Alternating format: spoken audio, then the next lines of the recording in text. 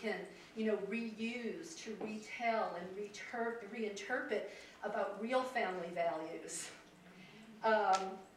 Lilith, okay? Lilith, a great example of the independent woman. But what happens in our patriarchal society with powerful independent women?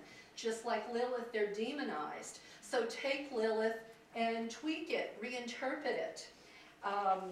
The queen archetype, that's another example. A lot of us who have been doing Tarot, or I know Ava Park down at the Goddess Temple, instead of just having the maiden mother crone for women's lives, women and men have been reinserting the fourth phase of a woman's life. When she's her most powerful, when she's her most experienced, now we have the queen archetype, or maybe some call it the high priestess archetype. But if we use the queen archetype, then we get away from that evil queen sort of idea that we have out there, because, if a woman's in power, she must be evil. I also think, on the lines of diversity, we can just look at goddess culture across the globe by her many faces.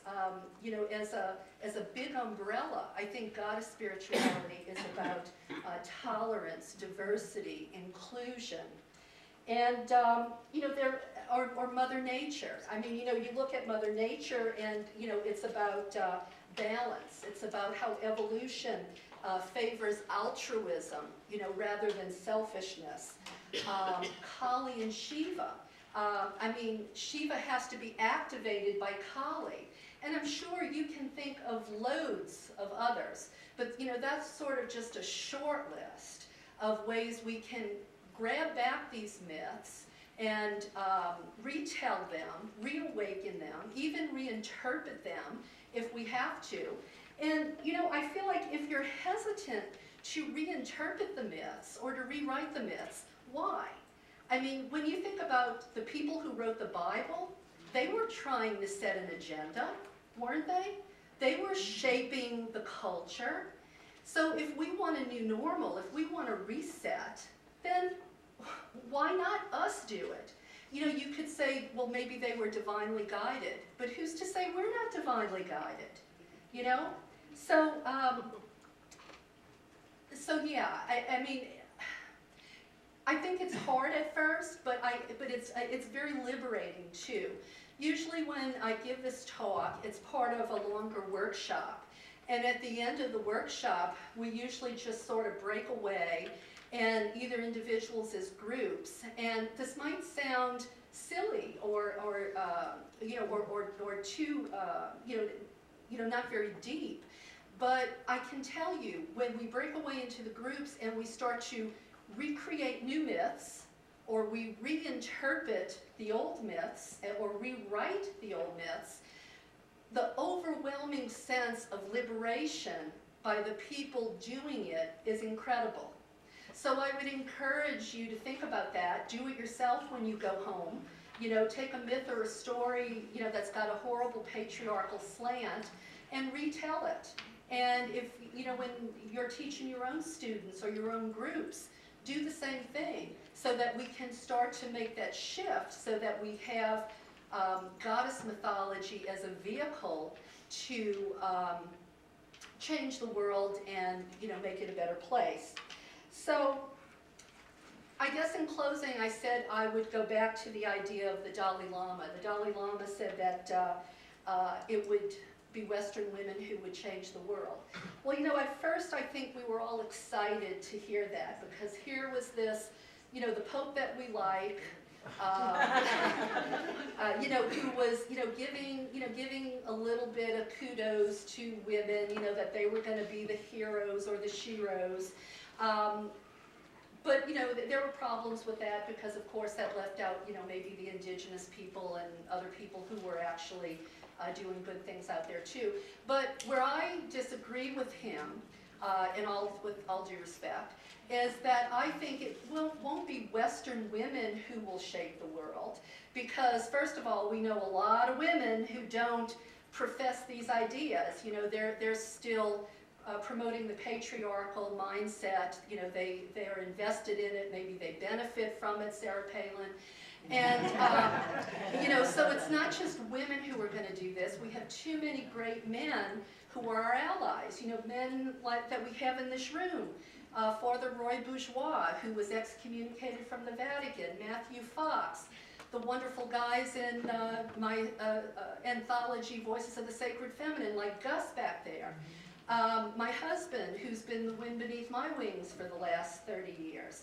So it's not just women. I think maybe he meant to say, who knows, I'd like to think, maybe he meant to say, it will be sacred feminine liberation theology that can save the world. Because if we start using the new myths, if we put that out there in the world, I think just with some of the tweaked myths I just shared with you, we can, use our religion, use our spirituality, use our mythology, our academia, whatever you want to call it, to promote equal pay, to get more than 20% of women in leadership, so that men aren't controlling our bodies, so that we're not measured by our pocketbooks and our assets. Maybe we're measured by the service we give to the community, by our altruism.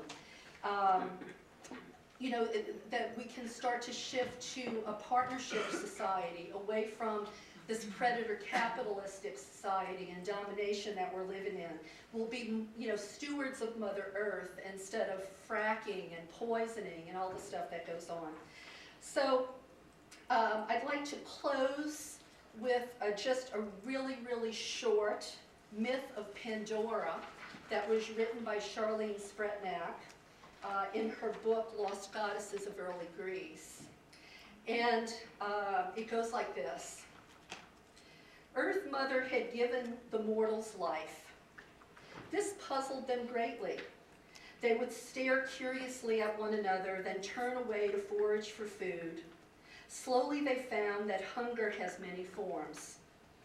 One morning, the humans followed an unusually plump bear cub to a hillside covered with bushes that hung heavy with red berries. They began to feast at once, hardly aware of the tremors beginning beneath their feet. As the quaking increased, a chasm gaped at the crest of the hill. From it arose Pandora and her earthen pathos. The mortals were paralyzed with fear, but the goddess drew them into her aura. I am Pandora, giver of all gifts. She lifted the lid from the large jar. From it she took a pomegranate, which became an apple, which became a lemon, which became a pear. I bring you flowering trees that bear fruit, gnarled trees hung with olives, and this the grapevine that will sustain you. She reached into the jar for a handful of seeds and sprinkled them over the hillside. I bring you plants for hunger and illness, for weaving and dyeing. Hidden beneath my surface you will find minerals, ore, and clay of endless form. She took from the jar 2 flat stones. Attend with care, my plainest gift. I bring you flint. Then Pandora turned the jar on its side, inundating the hillside with her flowing grace. The mortals were bathed in the changing colors of her aura. I bring you wonder, curiosity, memory. I bring you wisdom. I bring you justice with mercy.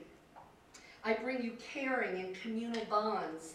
I bring you courage, strength, endurance. I bring you loving kindness for all beings. I bring you the seeds of peace. So I think it goes without saying, if this was the story we grew up on, and not so many of the other stories we grew up on, how could we justify the things we do and the things we let other people do? Thank you.